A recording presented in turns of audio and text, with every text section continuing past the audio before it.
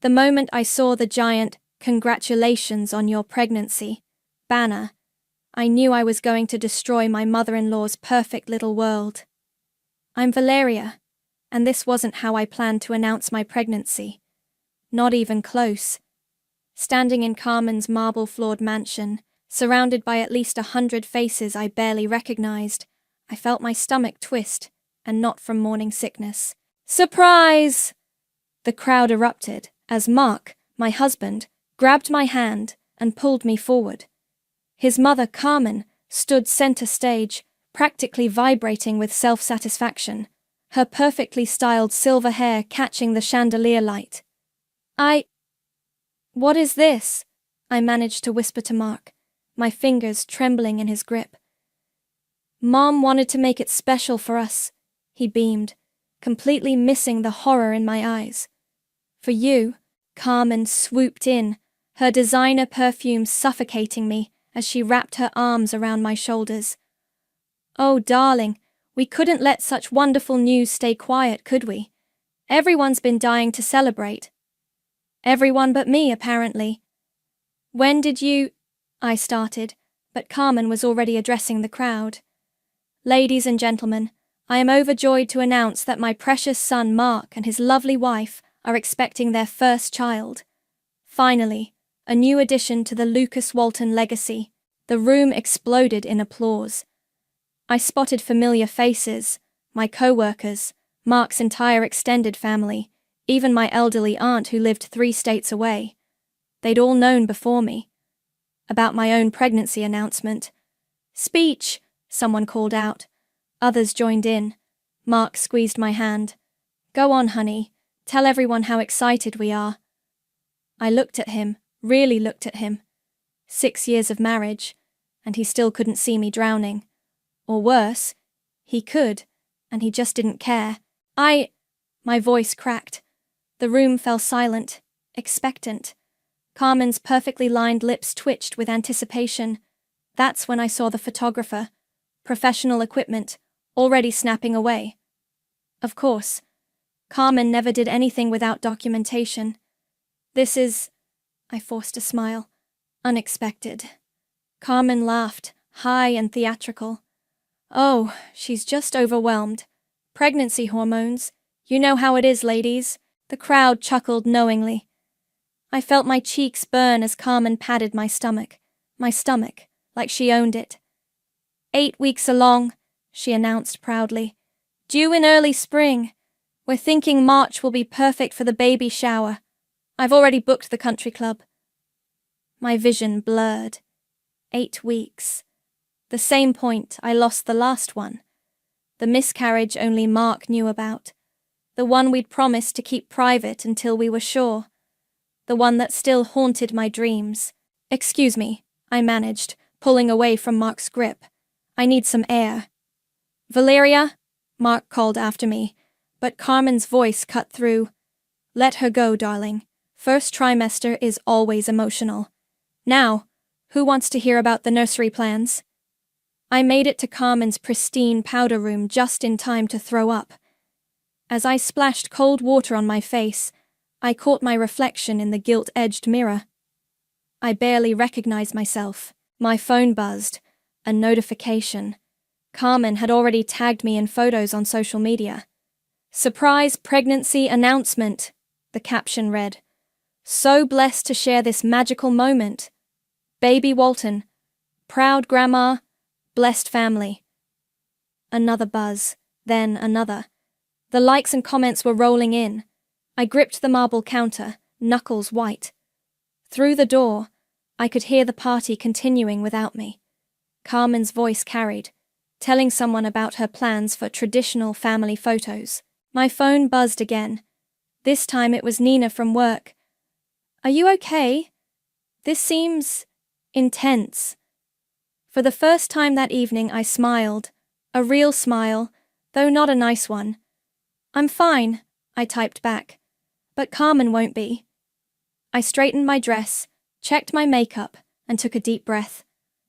Out there, they were all waiting for the good, grateful daughter-in-law to return, the compliant vessel for the next generation of Carmen's legacy. They had no idea what was coming. I opened the bathroom door, head high. Let them take their photos. Let Carmen have her moment. Let Mark bask in his mother's approval. I had already started drafting my own announcement in my head, one that would burn this whole facade to the ground. "There you are," Carmen trilled as I rejoined the party. "Feel better, dear? Come, come, the cake cutting is next." I smiled and nodded, playing my part. But inside, I was already at war. This baby would never be Carmen's do-over child. This pregnancy would not be her social media campaign. And this woman, me, would never be her puppet again. I just had to decide where to light the first match. "You're being dramatic again," Mark said, loosening his tie as we finally got home from the party. "Mom just wanted to make it special." I stood in our kitchen, still in my party dress, staring at the world's best grandma mug Carmen had pressed into my hands as a parting gift. Special? She invited my entire office, Mark. My boss knew before I could tell her myself. She was excited. You know how she gets. Oh, I know exactly how she gets. I opened my phone's gallery, scrolling through years of evidence. Remember our wedding? When she changed the entire color scheme 2 days before because burgundy photographs better than navy? Mark sighed that familiar sigh, the one that meant I was being difficult again. That was years ago, and she was right, wasn't she? The photos looked amazing. They looked like her wedding, not ours. I set the mug down hard enough to crack it. Good. Just like tonight, looked like her pregnancy announcement, not ours. Val, come on. You're hormonal. Don't. My voice could have frozen hell. Don't you dare blame this on hormones. He held up his hands in surrender, but his eyes were already glazing over, checking out, like always. "You told her," I said quietly, "about the baby, when we agreed to wait. She got it out of me. You know how she is when she suspects something." "And the miscarriage? Did you tell her about that too?" His silence was answer enough. "Jesus, Mark." I pressed my palms against my eyes. "That was private. That was ours. She's family." "No, she's your family. And she's been running our lives since day one." I started counting on my fingers. "She convinced you to turn down that job in Seattle because it was too far from home. She just happened to buy the house next door when we were house hunting. She has a key to our front door that I never gave her. She might need to check on us." "Check on us? Mark, I'm 32 years old. I don't need checking on." My phone buzzed again. Another notification. Carmen had posted more photos, including ones of me clearly trying to leave the party. The caption read, "Someone's getting shy with all the attention. Ash pregnancy glow. Sash blessed mama." I showed him the post. This is what she does. She takes every private moment and turns it into her personal PR campaign. Mark barely glanced at it. "You're overreacting. Mom's just proud." "Proud?" I laughed, but it wasn't funny.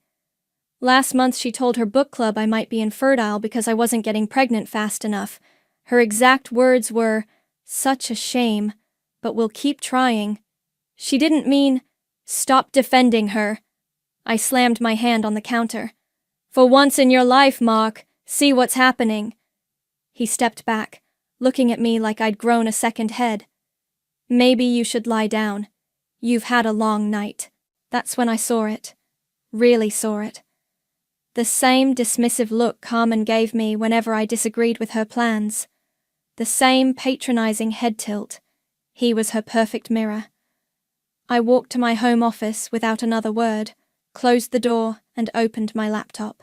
The folder marked Exit was right where I'd left it, filled with screenshots, recordings, and a growing list of lawyer recommendations. A new email popped up from Nina. "That party was insane. Call me if you need anything." I typed back quickly. "Remember that photographer friend of yours? The one who does maternity shoots? Is she free this week?" Nina's response was immediate. Hell yes. Want to do this right? Want to do this my way, I replied. Another buzz from my phone. Carmen again. Darling, I'm thinking we should do a gender reveal next month. I've already contacted the skywriting company. I turned my phone off and opened a fresh document. Started typing everything I wanted to say. Everything I'd kept quiet about for 6 years. Mark knocked softly. Val, Mum wants to know if you're free for lunch tomorrow. She wants to discuss nursery themes. I kept typing. Tell her I'm busy. She says it's important. Everything with her is important, Mark. Everything except what I want. He lingered in the doorway. You know she loves you, right? In her way. I looked up from my screen, meeting his eyes. Her way isn't love, Mark. It's control, and I'm done with it. He left, probably to call Carmen, to tell her I was being difficult again. Let him. Let them plot and plan and arrange my life without me. I had my own plans now. I opened my email and clicked on one of the lawyer consultations I'd bookmarked weeks ago. Subject line: Seeking advice on separation. Time to write my own story. The photos were perfect. Nina's friend had captured exactly what I wanted. Just me, bathed in natural light, one hand on my barely showing belly. No forced smiles, no staged family portraits, just quiet strength and raw honesty. You sure about this? Nina asked, watching me format the Instagram post. We sat in her apartment, away from Mark's and Carmen's prying eyes. Never been more sure. I added the caption I'd spent days crafting. This is my pregnancy announcement. Not a surprise party I didn't consent to. Not a social media campaign I didn't approve. Just me, my body, my choice, my story. To those who think they own my pregnancy, you don't. To those who violated my privacy, you won't again. To those who think maternal boundaries don't matter, watch me. My body, my announcement. Boundaries matter. Holy shit, Nina whispered as I hit post. Carmen's going to lose it. That's the point. My phone started buzzing immediately. First comment, Carmen, of course. Darling, what are you doing? Take this down immediately. We already had the lovely announcement party. Then Mark. Val, please call me. Mom's really upset. I turned off notifications and looked at Nina. How long until it hits the local mom groups? 3, 2, 1. My posts started spreading like wildfire. Women I'd never met began sharing their own stories of boundary-stomping in-laws and stolen moments. You're so brave for standing up to her. My Emil did the same thing with my first baby. Wish I'd had your courage. This is the energy we need in 2023. Then came the flying monkeys. How ungrateful can you be? Carmen just wanted to celebrate. Some people would kill for a MIL who cares this much. Attention-seeking much? My phone rang. Carmen's personal ringtone. I let it go to voicemail. Valeria. Her voice was sharp enough to cut glass. I don't know what kind of hormone-induced breakdown you're having, but you will take down that post immediately. We are family. We don't air our dirty laundry in public. Delete. Another call. Another voicemail. Mark is devastated. Is that what you wanted? To hurt your husband? To hurt me? Delete. You know what? Nina said, scrolling through the responses. You've started something here. Look at all these women sharing their stories. My phone buzzed with a text from an unknown number. My heart stopped when I opened it. Val? It's Morgan. I saw your post. We need to talk. Morgan. My best friend since childhood, who'd mysteriously stopped talking to me right after my wedding. Who Carmen had said was jealous of my happiness. She's reaching out now? Nina asked, reading over my shoulder. After 3 years of silence. I typed back, what's there to talk about? Morgan's response came quickly.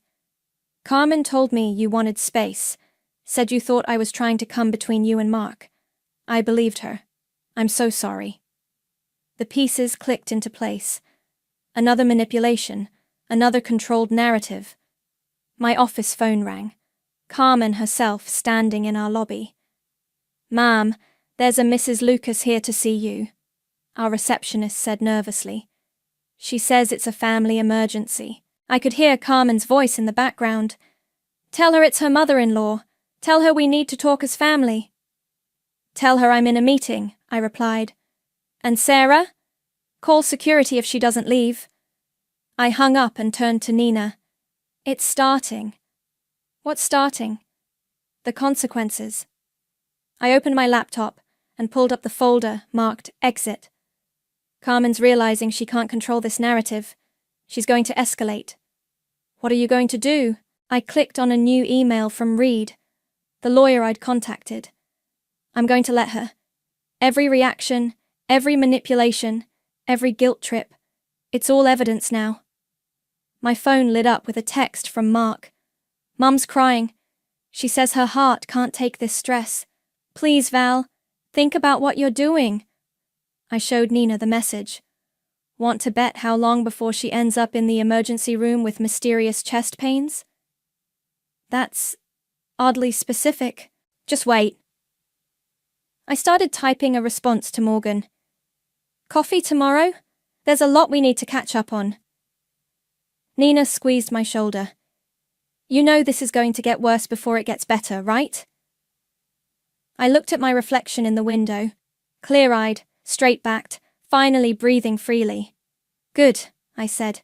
"Let it get worse. I'm done being quiet." My phone buzzed one final time. A text from Carmen. "If you want to play this game, dear, remember who has more to lose." I smiled and screenshot the threat. More evidence for the folder. Game on, Carmen. Game on. She did what? Morgan's coffee cup froze halfway to her mouth. We sat in a quiet corner of a cafe across town, 3 years of silence finally breaking. "Faked chest pains," I said, sliding my phone across the table. "Right on schedule. Mark's been blowing up my phone since last night about rushing her to the ER. Morgan read the texts, her eyes widening. "Mom's in critical condition. The doctors say it's stress-induced. How could you do this to her?" Keep reading. "The EKG was inconclusive, but Mom says she's never felt pain like this before." Morgan looked up. "Please tell me you're not falling for this." I pulled up another photo on my phone, a recent Instagram post from Carmen at her tennis club, dated 2 hours after her supposed emergency room visit. "She's really slipping. Used to be more careful about her timing." God, this brings back memories. Morgan stirred her coffee absently. "Remember Mark's college graduation? When she collapsed, right as he was about to tell her he got a job offer in Seattle?" Miraculous recovery once he turned it down, though. Morgan's face darkened. "Val, about what happened after your wedding?" The cafe door chimed. Mark walked in, spotting us immediately. Of course. Carmen's tennis club was just around the corner. "Val!" He hurried over, looking desperate. "Why aren't you answering your phone? Mom's..." "Playing tennis," I finished, showing him the Instagram post. "Quite energetically for someone in critical condition." He faltered. That's an old post. Posted 2 hours ago, Mark. Timestamp doesn't lie." "Morgan?" He noticed her finally, confusion crossing his face. "What are you doing here? Mom said you..."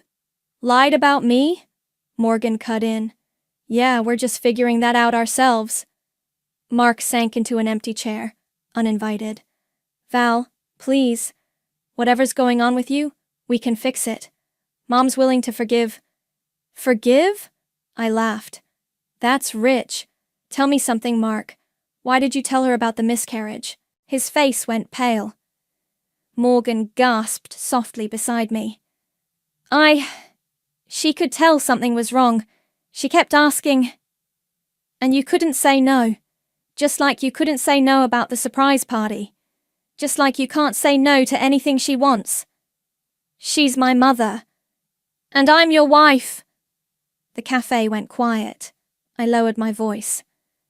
I'm your wife, and that was the most private, painful thing we've ever been through. But you told her anyway. Val, did you know she told her book club?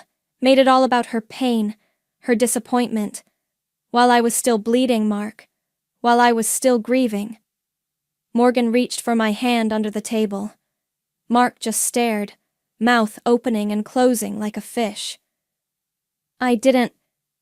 She wouldn't. Check her Facebook posts from March 15th last year. She hashtagged it, "Pray for my angel." Didn't even bother to hide it. Mark pulled out his phone, fingers shaking as he scrolled. I watched the color drain from his face as he found the post. She said you were being dramatic about wanting privacy. That family shares everything. Family shares what people choose to share, Morgan said quietly, not what's stolen from them. My phone buzzed. A text from Reed, my lawyer. Documents ready for review. Can you meet today? I have to go, I said, standing.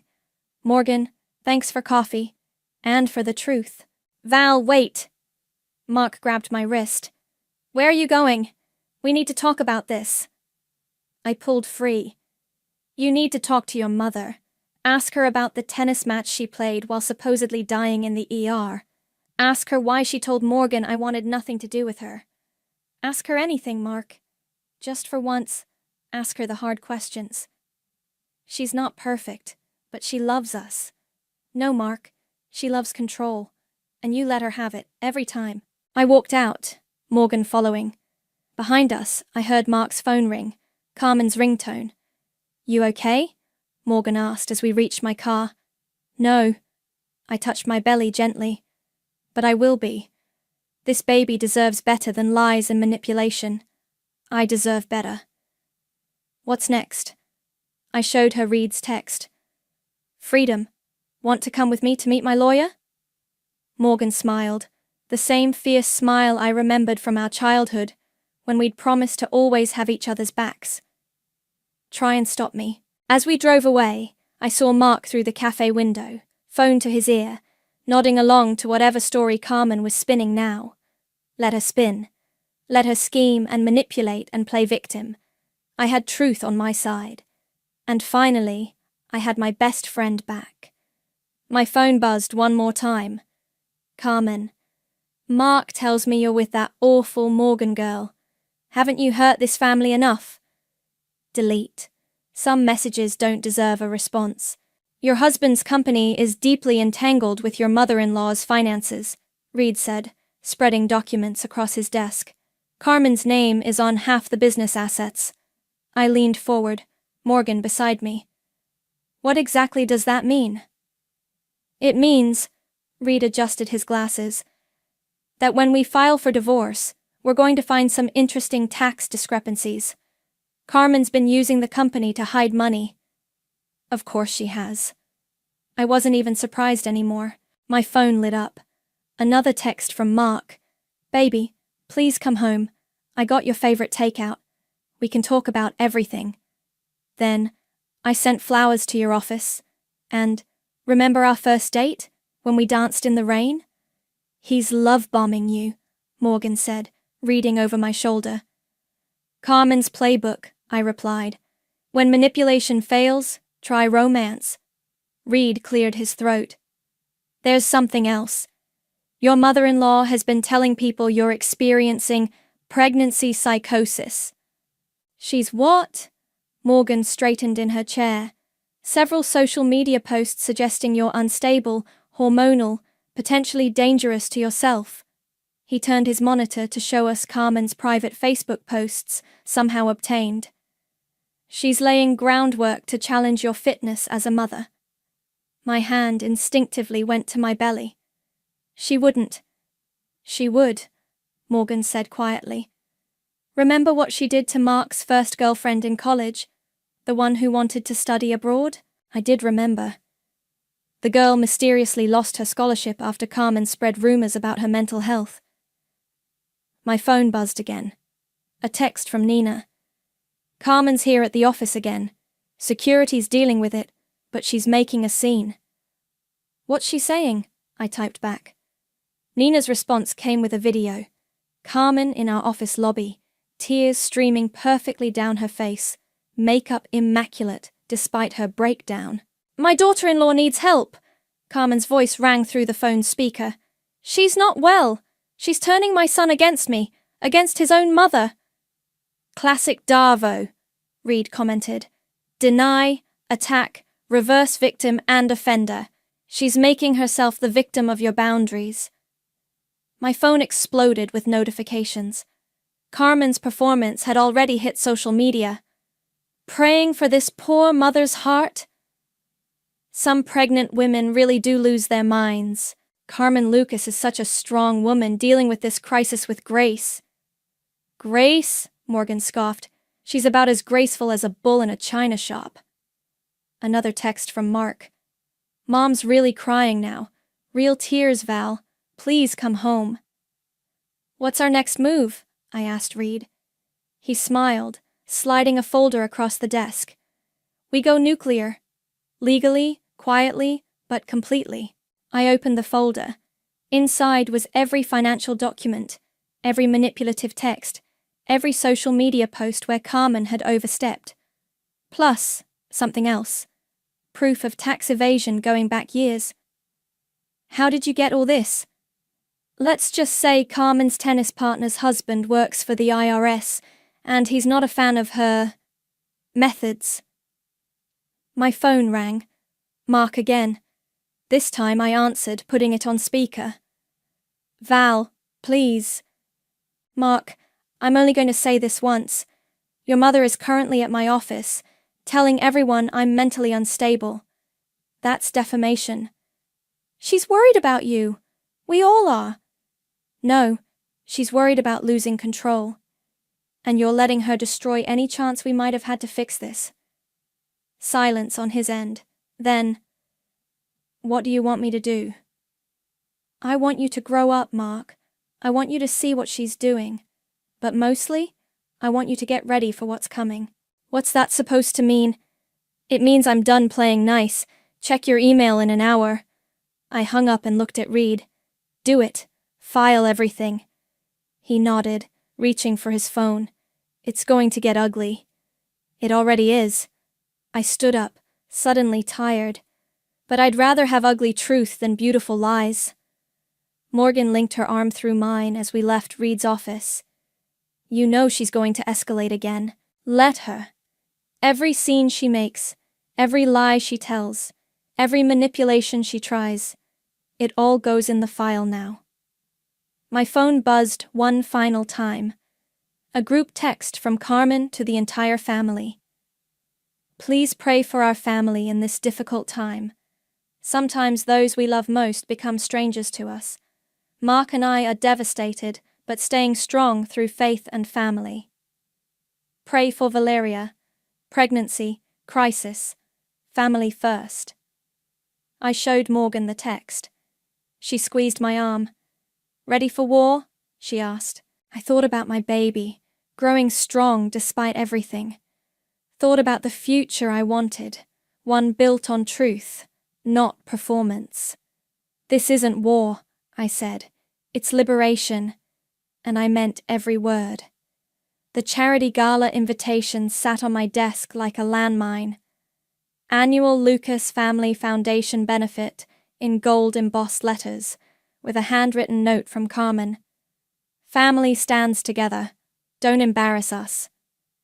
You're not actually going, are you? Nina asked, perched on the edge of my desk. Oh, I'm going. I smoothed my hand over my growing baby bump. It's time to end this. The night of the gala arrived crisp and clear. I chose a fitted black dress that emphasized, rather than hid, my pregnancy.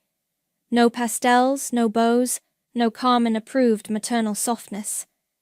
Morgan met me at the entrance to the country club. Ready? Born ready. We walked in to find Carmen holding court near the champagne fountain, Mark hovering at her elbow. She spotted me immediately, her perfect smile faltering for just a second. Valeria, darling. She air-kissed my cheeks. We weren't sure you'd come, in your condition. Wouldn't miss it, I said sweetly. Especially since you're announcing the Foundation's new board members tonight. Her smile tightened. Yes, well, including the new Financial Oversight Committee? A champagne glass slipped from her hand, shattering on the marble floor. Mark jumped to clean it up. Careful, Mum, he said. Your heart. I'm fine, she snapped, then caught herself. Just worried about Valeria. Should you really be here, dear? In your fragile state? I'm pregnant, Carmen, not invalid. But speaking of states, I nodded to the podium. Isn't it time for your speech? She gripped Mark's arm. Come with me, darling. I need you to introduce me.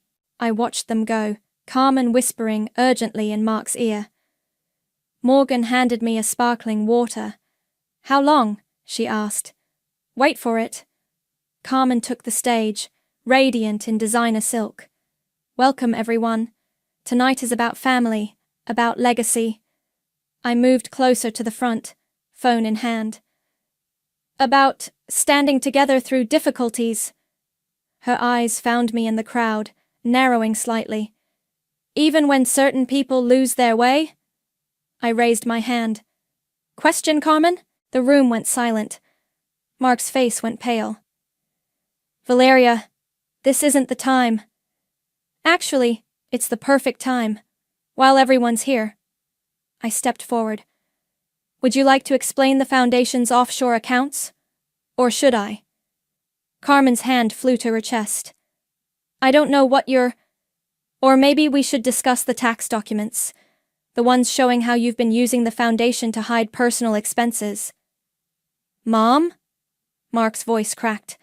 What is she talking about? She's confused, Carmen said quickly. The pregnancy... The IRS isn't confused, I cut in. They're actually very clear, just like I'm clear about something else. I turned to face the crowd, many of whom had their phones out, recording. I'm divorcing Mark, not because I don't love him, but because love shouldn't mean surrender. I'm having this baby, but not as a prop in someone else's performance. And I'm done, completely done, with letting anyone else write my story. Carmen swayed dramatically. My heart. Save it, Morgan called out. The tennis club posted photos of your match this morning. Your heart's fine. Mark, Carmen reached for him. Tell them, explain. But Mark was staring at his phone, at the documents I'd just had Reed send him. His face went from pale to ashen. Mom, what did you do? Nothing. I did everything for you. For us. By committing tax fraud? By protecting our legacy. Her voice echoed through the ballroom. People stepped back, whispers rising. Your legacy, I said quietly, is manipulation, but it ends here. Carmen's mask finally cracked. You ungrateful little...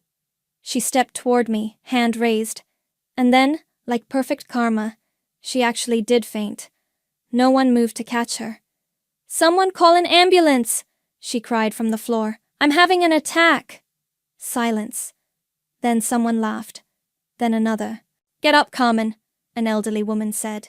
We've all seen this show before. I walked to the podium as Carmen scrambled to her feet, dignity in shreds. The Foundation's financial records will be turned over to the proper authorities tomorrow, I announced. I suggest anyone involved in the accounts speak to their lawyers tonight. You're destroying this family, Carmen shrieked. No, I said, touching my belly again. I'm protecting mine.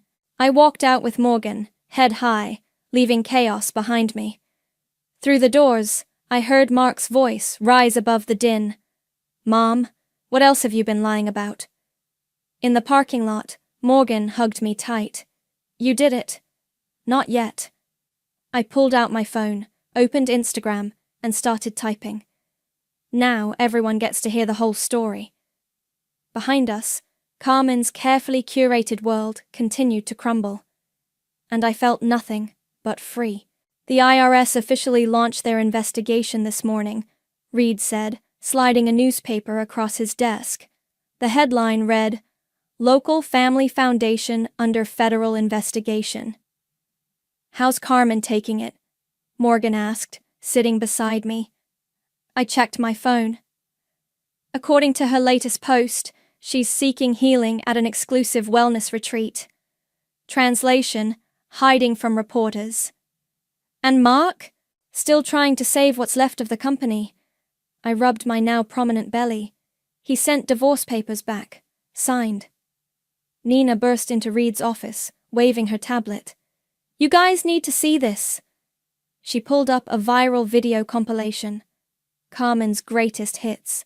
Her fainting spells, her tearful performances, her social media manipulation.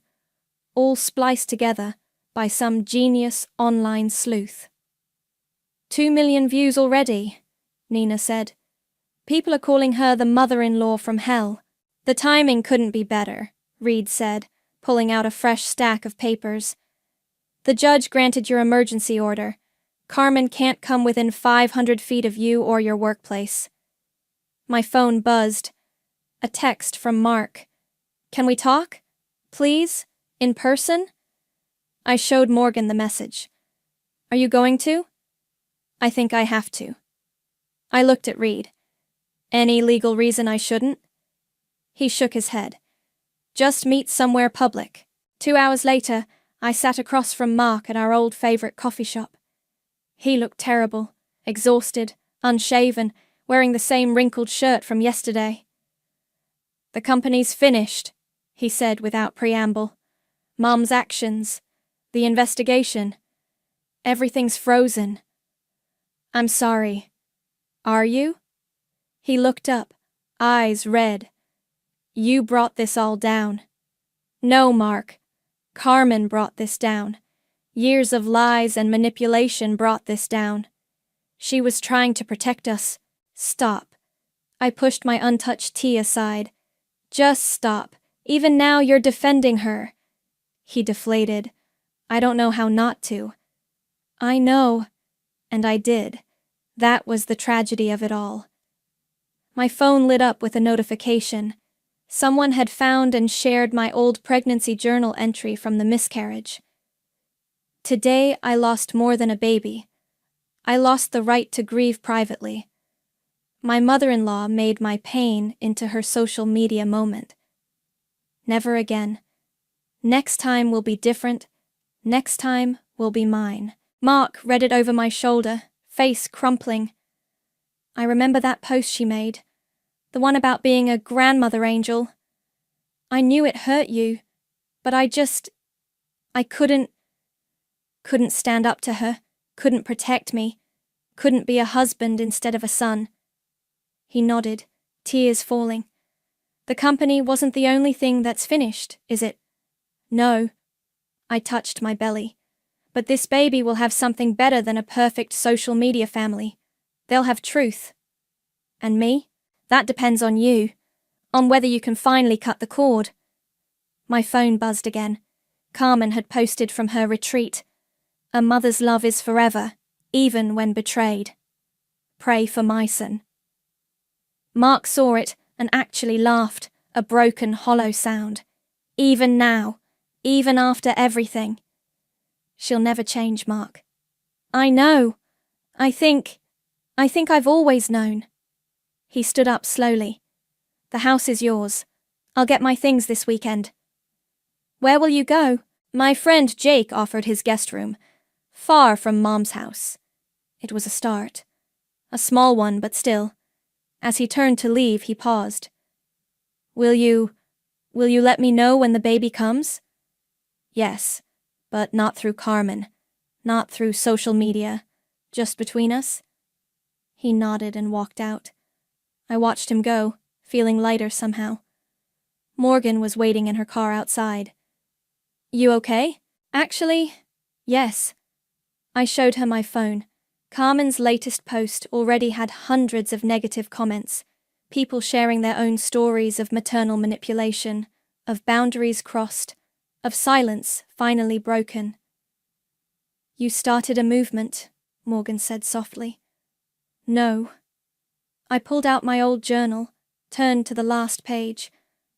I just finished what I promised myself back then, to never let anyone else control my story again.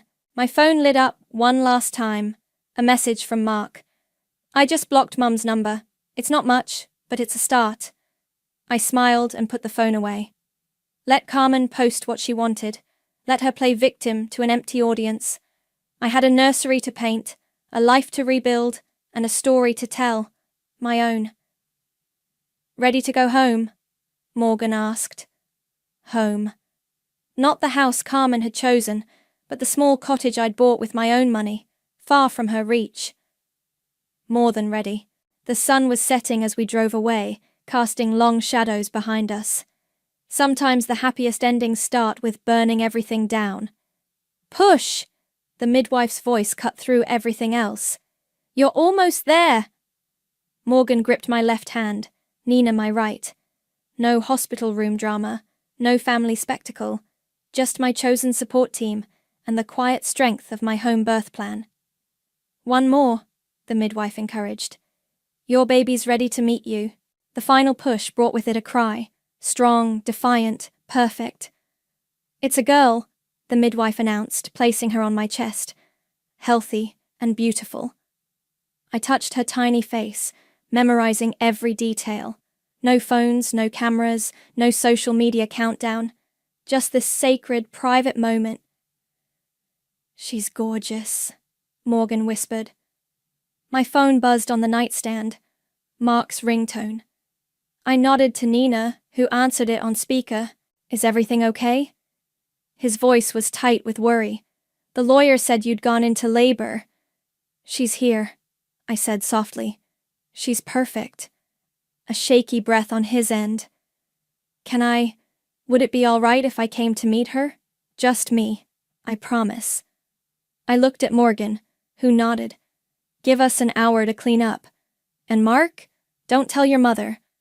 I haven't spoken to her in weeks, he said, not since the court date where Carmen had tried to claim grandparental rights, only to be shut down by her own history of manipulation and the ongoing federal investigation into her foundation. An hour later, Mark stood in my cottage's doorway, holding a small purple elephant. I remembered you liked purple, he said awkwardly, and no pink because pink was Carmen's choice, not mine. I adjusted the baby in my arms. Would you like to hold your daughter? He took her carefully, tears falling freely. She looks like you. Poor kid, Morgan joked, breaking the tension. My phone buzzed again. A news alert. Local socialite Carmen Lucas pleads guilty to financial fraud. Mark saw it and sighed. She took a deal, 3 years probation, mandatory counseling, full restitution. Will she follow through? Doesn't matter anymore. He handed the baby back gently. I'm done managing her feelings. Nina appeared with tea. Have you thought about names? I nodded. Diana, it means divine. Mum will hate it, Mark said, then caught himself. Sorry, old habits. It's okay. I touched Diana's cheek. She'll learn to live with disappointment. A soft knock at the door. Reed, carrying papers and a small gift. Sorry to interrupt, but I thought you'd want to see these. He handed me the papers. Judge signed them this morning. The restraining order is permanent. Mark nodded slowly. Good. Diana deserves better than what I had growing up. My phone lit up with messages from the online community that had formed around my story. Women sharing their own birth stories, their own boundaries, their own victories. Should I post something? Nina asked. Let people know you're okay? No. I looked around at my chosen family, Morgan's fierce loyalty, Nina's unwavering support, Reed's quiet protection, and Mark's stumbling steps toward freedom. Some moments don't need witnesses.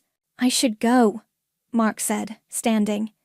But thank you for letting me be here, for doing this better than we did everything else. After he left, Morgan brought me my journal, the one from the miscarriage, the one that started it all. Want to write something for Diana? I opened to a fresh page and wrote, Dear Diana, you'll never be a prop in someone else's story. You'll never have to perform your feelings for an audience. You'll never doubt that your boundaries matter. You were born into truth, not theatre. Welcome to the world, my divine girl. A final text came through from Mark. Mom somehow heard. She's posting about her granddaughter Angel. I reported and blocked her account. I showed Morgan and laughed. Let her post. Let her perform. We're not in her audience anymore. Diana stirred, opening eyes that held nothing but future. No manipulation, no control, no carefully curated perfection. Just love. Real, messy, honest love. Ready for visitors? Nina asked. Your real family's been waiting outside. I nodded, and she opened the door to reveal my co-workers, my neighbors, my true support system, people who had stood by me through everything. They entered quietly, respecting the peace of the moment. No phones out, no social media poses, just genuine joy. Welcome to the family, Morgan whispered to Diana. The kind worth having. I held my daughter close, surrounded by the authenticity I'd fought so hard to claim. No more performances, no more perfect pictures, no more puppet strings, just us, writing our own story. And it was beautiful.